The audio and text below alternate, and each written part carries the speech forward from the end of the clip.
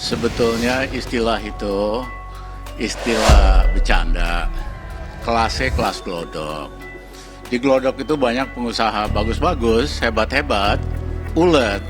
Tapi dalam transaksi bisnisnya biasanya saling percaya, cukup tanda tangan sedikit aja udah oke semua.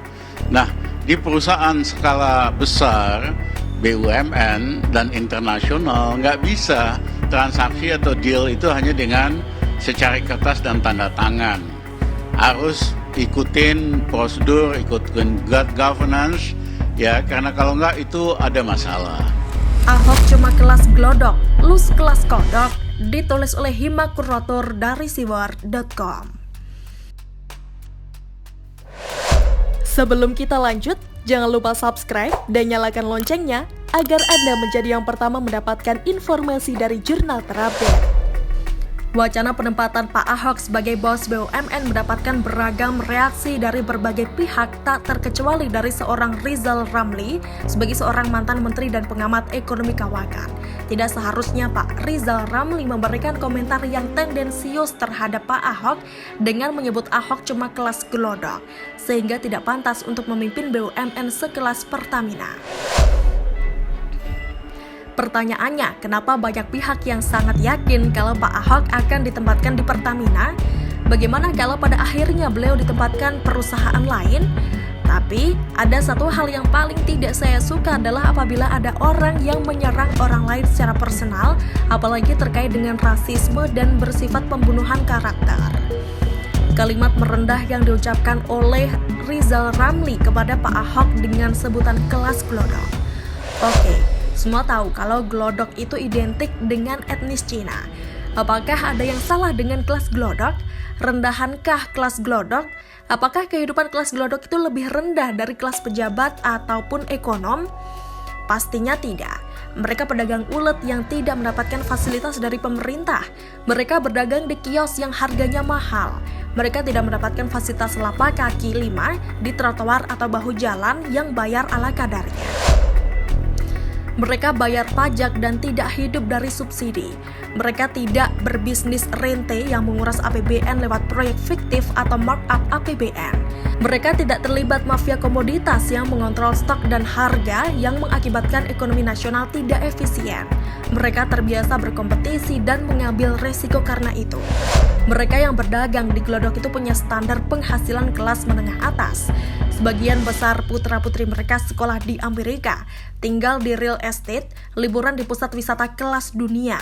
Mereka bukan komunitas kaleng-kaleng yang ngeluh rumahnya digusur, yang mengeluh pasar sepi pengunjung. Mereka tangguh dan kreatif mengatasi masalah yang tidak ramah. Mental mereka bukan mental KW yang doyan nasi bungkus dan uang lendir. Apakah kehidupan seperti kelas glodok itu mudah? Tidak. Pastinya butuh kecerdasan luar biasa untuk survival. Tapi pastinya lebih mudah hidup sebagai Rizal Ramli. Pengamat ekonomi, modal cuma congor dapat uang, modal retorika dapat fee, modal kasakusuk dapat jabatan menteri dan hasilnya banyak cerita tanpa bukti dan pantas dipecat. Modal gaya intelek dapat istri artis yang janda. Tentu dengan kemudahan dan kemelimpahan pujian itu membuatnya dengan mudah pula merendahkan orang lain. Tapi pada waktu bersamaan justru merendahkan dirinya sendiri.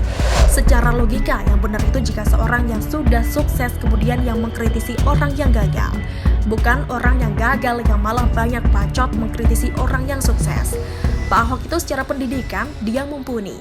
Dia insinyur geologi, mendapatkan master di bidang manajemen, punya pengalaman sebagai pengusaha dan profesional, punya pengalaman sebagai politisi dan berkantor di Senayan dengan track record bersih.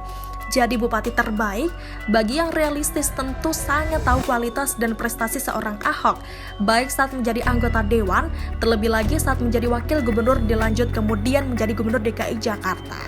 Sementara Rizal Ramli sejak belum jadi menteri hingga jadi menteri, lalu kemudian direshuffle atau kalau tidak mau dikatakan dipecat, RR selalu berisik tanpa ada satupun hasil nyata yang bisa dibanggakan.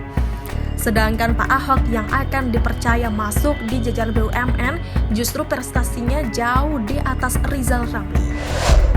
Bahkan menurut Menteri Keuangan Sri Mulyani, DKI Jakarta di masa kepemimpinan Pak Ahok terjadi penghematan APBD yang sangat luar biasa. Dengan modal sekecil-kecilnya, Pak Ahok mampu membangun dan mempercantik Jakarta secara maksimal.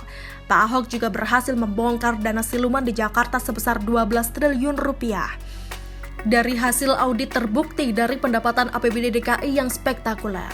Jadi bagaimana mungkin bisa disebut kelas glodok dan akan menimbulkan masalah baru? Ya lupa. Yang penting kan nyinyir dulu, mikirnya nanti saja. Biar terlihat sangat peduli pada Indonesia dengan mengkritisi segala hal yang dianggap bisa menguntungkan dirinya secara pribadi. Bagaimana menurut Anda? Silahkan tulis komentar di kolom komentar. Jangan lupa untuk like, subscribe, dan share. Arkana pamit. Wassalamualaikum warahmatullahi wabarakatuh. Sampai jumpa.